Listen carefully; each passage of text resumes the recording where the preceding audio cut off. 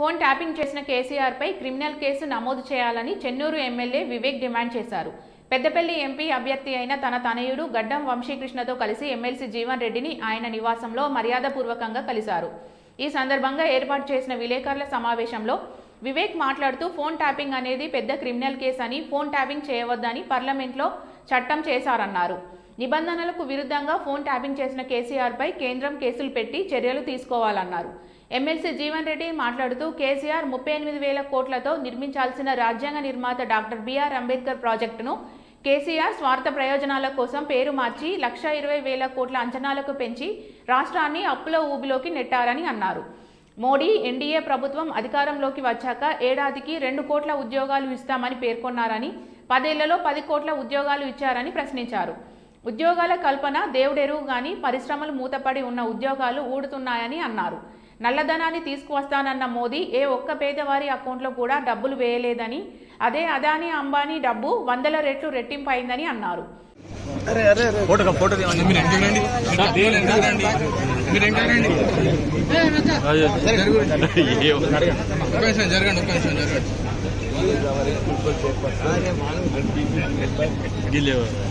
సూర్యనా కొద్దిగా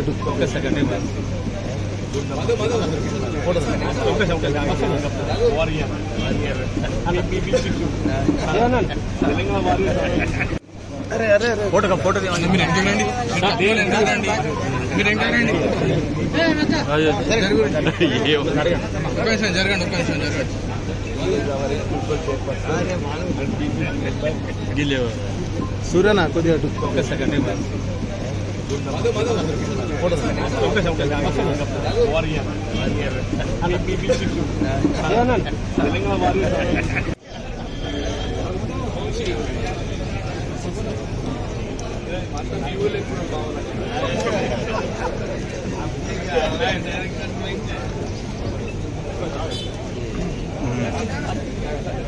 పది సంవత్సరాల కాలంలో కనుమరుగైపోతుందని చెప్పంటారు. ఆశ్చర్యం ఎందుకు? కేవలం కేసీఆర్ యొక్క స్వార్థపూర్త రాజకీయాలని చెప్పండి. ఇలా కాంగ్రెస్ పార్టీ త్యాగాల చరిత్రతో నిలబడ్డ పార్టీ కాంగ్రెస్ పార్టీ అని చెప్పండి.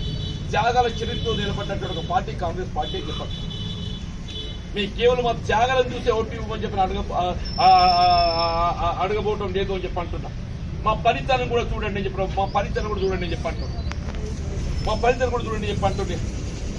రైతాంగానికి సంబంధించిన సమస్యల పట్లే కానివ్వండి, గ్రామీణ ప్రాంత నిరుపేద వర్గాలు, దళితులు, బలహీన వర్గాలు, మహిళలు, ఆడబిడ్డల సంక్షేమమే కానివ్వండి, వీళ్ళు అల్పసంఖ్యాక వర్గాలు, ముస్లిం క్రైస్తవ సోదరులు కానివ్వండి కాక ఒక లౌకిక వాదాన్ని కట్టుబడినటువంటి రాజకీయ పార్టీకి ఎదుగుతుందో కాంగ్రెస్ పార్టీ యావత్ భారత ప్రజల విశ్వాసాన్ని పొందబోయే విధంగా ఎదుగుతుందో వీళ్ళు మా కార్యక్రమం పొందుతుంది. రేపు రాబోయేటువంటి ఎన్నికలు ఒక ప్రజాస్వామ్యానికి ఇది ఒక పరీక్ష లాంటిదని చెప్పండి. భారత ప్రజాస్వామ్యానికి ఇది ఒక పరీక్ష లాంటిదని చెప్పండి. ఈ భారత ప్రజాస్వామ్యం ఏదైతుందో మనుగడ కొనసాగబడాలని చెప్పండి. మరి జాతీయ స్థాయిలో ఇండియా కూటమి అధికారం రావాల్సినటువంటి ఒక ఆవశ్యకత ఉన్నది. భారత ప్రజాస్వామ్య మనుగడకే ప్రశ్నార్థపడుతూ నేను మనం గమనిస్తున్న మన పత్రికలో చెప్పండి. ఒక ఎంపీ మాట్లాడతాడు, మేము 400 సీట్లు వస్తే ఏదైతుందో మేము భారత రాజ్యాంగాన్ని మార్చేస్తామని చెప్పంటాడే. ఈ రాష్ట్రాన్ని పరిపాలించినారు. ఈ ఫోన్ ట్యాపింగ్ ఇది ఒక పెద్ద అఫెన్స్ అన్నమాట, క్రిమినల్ అఫెన్స్. యాక్చువల్లీ పార్లమెంట్ లో ఇంతకు ముందు ఫోన్ ట్యాపింగ్ అయినప్పుడు చట్టం తీసుకొచ్చినారు. ఏ పరిస్థితులలో కూడా ఫోన్ ట్యాపింగ్ చేయొద్దు, కేవలం chief secretary of the state వారు స్పెషల్ సర్కమ్స్టాన్సెస్ లో ఎక్కడైతే దేశానికి వ్యతిరేకంగా ఎవరైనా పనిచేస్తే వాళ్ళ ఫోన్లే కేవలం ట్యాప్ చేయాలి, లేకుంటే సామాన్యుని టెలిఫోన్స్ ఇక్కడ కూడా ట్యాప్ చేయొద్దని చెప్పి చట్టం పార్లమెంట్ లో పాస్ చేయడం జరిగింది. దాని తర్వాత ఈ కేసీఆర్ ప్రభుత్వం ఏదైతే ఎక్విప్మెంట్ ఇంపోర్ట్ చేస్తున్నారో అది చట్టం ప్రకారంగా, చట్టం విరుద్ధంగా వారు ఇంపోర్ట్ చేయడం జరిగింది. కేంద్ర ప్రభుత్వం డిమాండ్ చేస్తున్నాం, వాళ్ళు ఈ ఫోన్ ట్యాపింగ్ కేసులో సరైన చర్యలు తీసుకోవాలి.